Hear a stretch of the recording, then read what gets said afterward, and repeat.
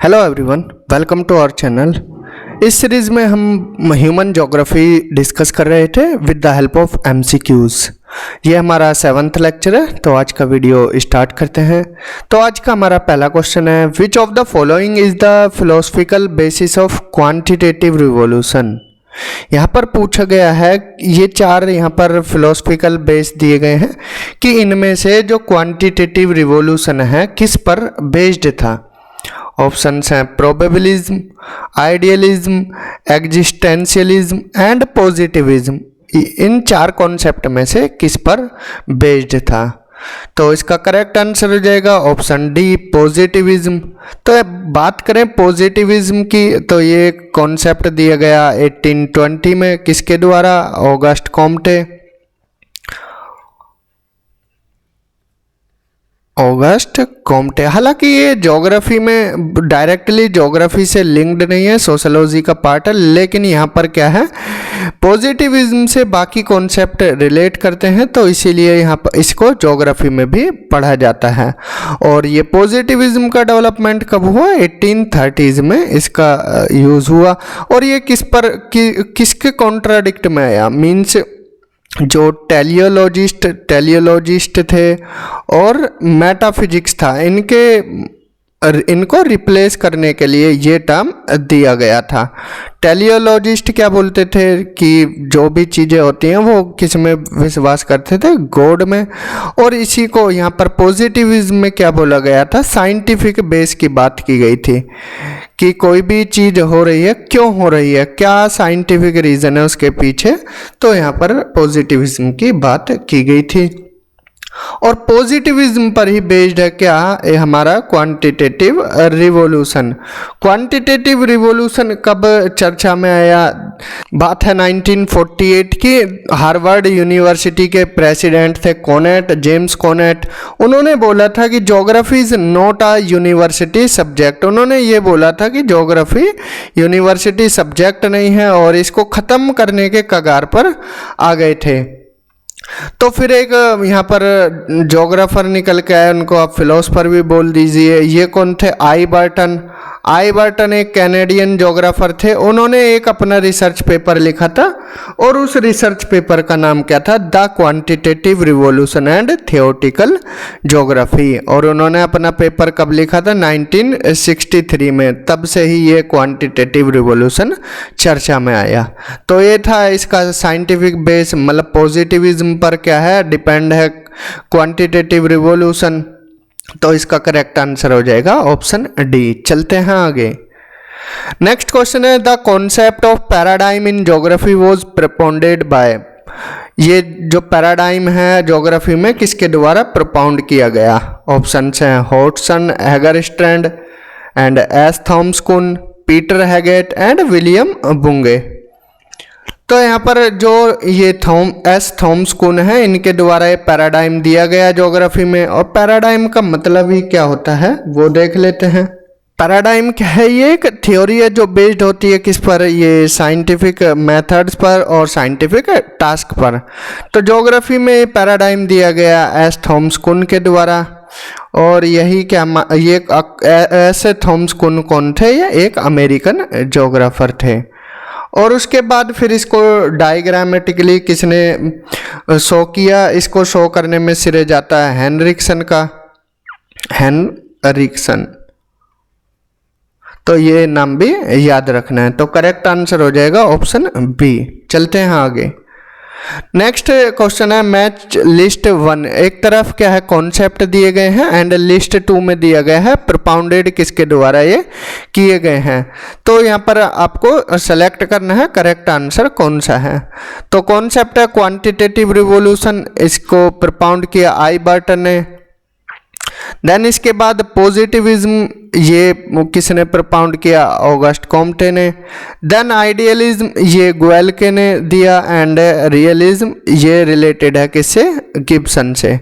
तो ये चार कॉन्सेप्ट दिए गए हैं और इनके चार प्रपोंडेड दिए गए हैं। इनमें से कौन से करेक्ट हैं कौन से इनकरेक्ट हैं देख लेते हैं। विच of the following is incorrect, यहाँ पर इनकरेक्ट की बात की गई है।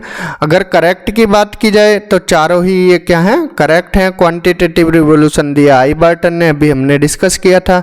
पॉजिटिविज्म ये ऑगस्ट कॉम्टे द्वारा दिया गया था। आइडियलिज्म ये गुएल के द्वारा। एंड रियलिज्म से रिलेटेड है गिब्सन। तो यहाँ पर ये करेक्ट आंसर हो जाएगा ऑप्शन डी। अगर यहाँ पर करेक्ट इनकरेक्ट की जगह करेक्ट पूछते तो ऑप्शन सी करेक्ट हो जाता, ऑल ऑफ द अबव, लेकिन इनकरेक्ट पूछा है तो option D is the right answer. चलते हैं आगे। नेक्स्ट क्वेश्चन है the laws of science can not completely determine the future of the universe.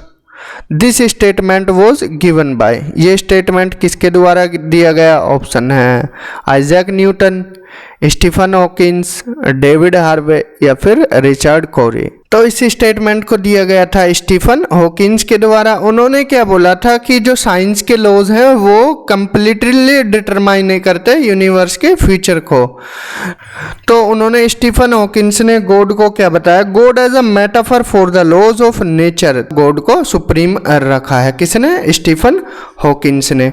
और ये स्टेटमेंट उन्होंने किस लिए दी थी? जो क्वांटिटेटिव रिवॉल्यूशन था उसके क्रिटिसिज्म में उन्होंने यह यहाँ पर स्टेटमेंट बोला था। तो करेक्ट आंसर हो जाएगा ऑप्शन बी।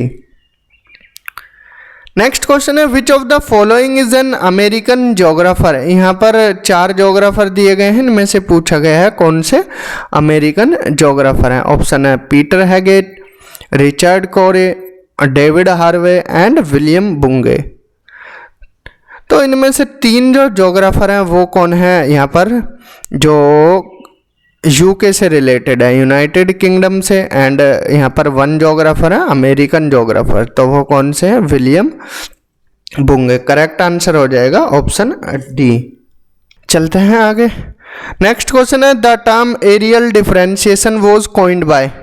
यहाँ पर एरियल डिफरेंशिएशन टर्म को किसने कॉइन किया था? ऑप्शन है हार्ट्सऑन, एलन चर्चिल सैंपल या हम्बोल्ट या फिर रिस्टोफन। टर्म एरियल डिफरेंशिएशन को यहाँ पर कॉइन किया था ये हार्ट्सऑन के द्वारा किया गया, उनकी book the nature of geography में, द नेचर ऑफ ज्योग्राफी। और उन्होंने ये टर्म कब दिया? 1939 में। तो करेक्ट आंसर क्या हो जाएगा यहाँ पर? Option A Hartshorne. Next question है the father of exceptionalism is Varenius, Kant, Humboldt या फिर रिटर। ठीक है, अभी हमने एरियल डिफरेंशिएशन देखा था। एरियल डिफरेंशिएशन, एरियल डिफरेंशिएशन में किसकी बात की जाती है? यहाँ पर कोरोलॉजी की बात की जाती है, एरिया की बात की जाती है, एरिया की बात यहाँ पर स्टडी की जाती है areal variation of human and physical phenomena की। तो इसके कॉन्ट्राडिक्ट में, मतलब इसके विरोधाभास में एक टर्म निकल के आया क्या? एक्सेप्शनलिज्म। इसके फादर किसको माना जाता है? इसके फादर माने जाते हैं इमैनुअल कांट। इमैनुअल कांट ने क्या है यहाँ पर एक्सेप्शनलिज्म को सिर्फ ज्योग्राफी से ही रिलेट नहीं किया, उन्होंने इसको किससे? हिस्ट्री से भी रिलेट किया था। ज्योग्राफी के साथ साथ उन्होंने एक्सेप्शनलिज्म को हिस्ट्री से भी रिलेट किया था।